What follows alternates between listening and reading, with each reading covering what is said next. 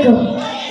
ബഹുമാനപ്പെട്ട ഉസ്താദുമാരെ, പ്രിയപ്പെട്ട കൂട്ടുകാരെ, അസ്സലാമു അലൈക്കും. നബി സല്ലല്ലാഹു അലൈഹി വസല്ലമ ഒരു ദിവസം സ്വഹാബാക്കളോടൊപ്പം ഖബറുകളുടെ അരികിലൂടെ സഞ്ചരിക്കുകയായിരുന്നു. നബി സല്ലല്ലാഹു അലൈഹി വസല്ലമ അടുത്തുള്ള രണ്ട് ഖബറുകൾ ചൂണ്ടി ഈ രണ്ട് ഖബറുകളും ശിക്ഷിക്കപ്പെടുകയാണെന്ന് പറഞ്ഞു.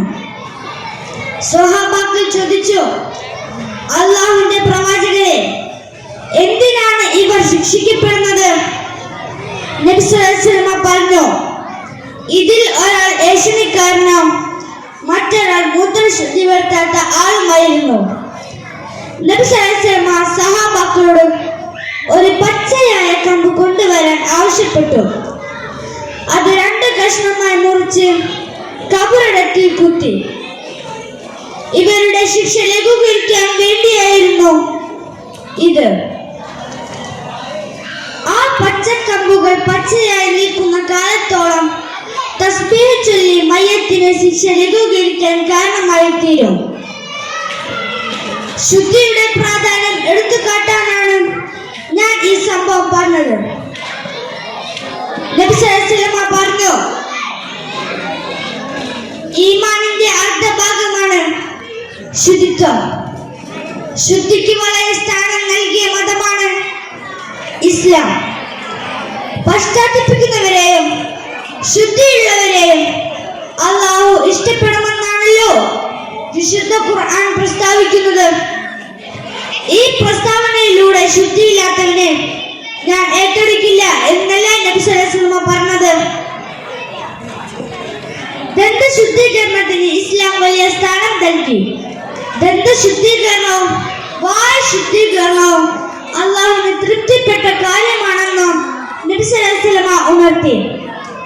വസ്ത്രം, ശരീരം, പരിസരം എന്നിവ എപ്പോഴും ശുദ്ധിയായിരിക്കണം.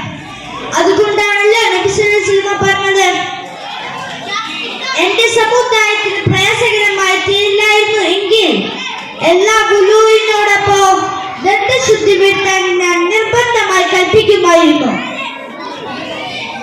നബി സല്ലല്ലാഹു അലൈഹി വസല്ലമ പറഞ്ഞതിലൂടെ ഒരാളുടെ വസ്ത്രം, ശരീരം, പരിസരം എന്നിവ എപ്പോഴും ശുദ്ധിയാക്കേണ്ടതിന്റെ ആവശ്യകത എത്ര മാത്രമാണെന്ന് മനസ്സിലാക്കാവുന്നതാണ്. ശുദ്ധീകരണം കൊണ്ട് നമ്മുടെ മാനസികാവസ്ഥ തന്നെ നന്നായിരിക്കും.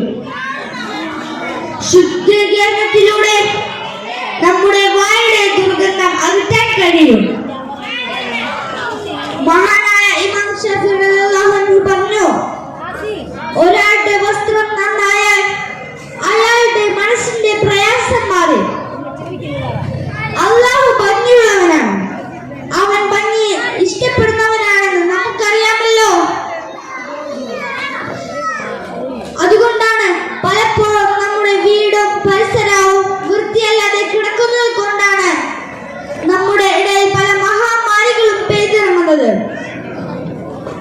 പ്ലാസ്റ്റിക് മാലിന്യങ്ങൾ പൊതുസ്ഥലത്ത് നിക്ഷേപിക്കുക, ഇതൊന്നും ഇസ്ലാമിക സംസ്കാരമല്ല. ഈ വിഷയത്തിൽ നമ്മൾ എല്ലാവരും ശ്രദ്ധാലുവാകണം. ഈ സന്ദേശം എല്ലാ ജനങ്ങളിലും എത്തിക്കണം. മാലിന്യമുക്തമായ അന്തരീക്ഷത്തിൽ ജീവിക്കാൻ അല്ലാഹു നമുക്ക് തൗഫീഖ് നൽകുമാറാകട്ടെ. ആമീൻ. അസ്സലാമു അലൈക്കും വറഹ്മത്തുള്ളാഹി വബറകാതുഹു.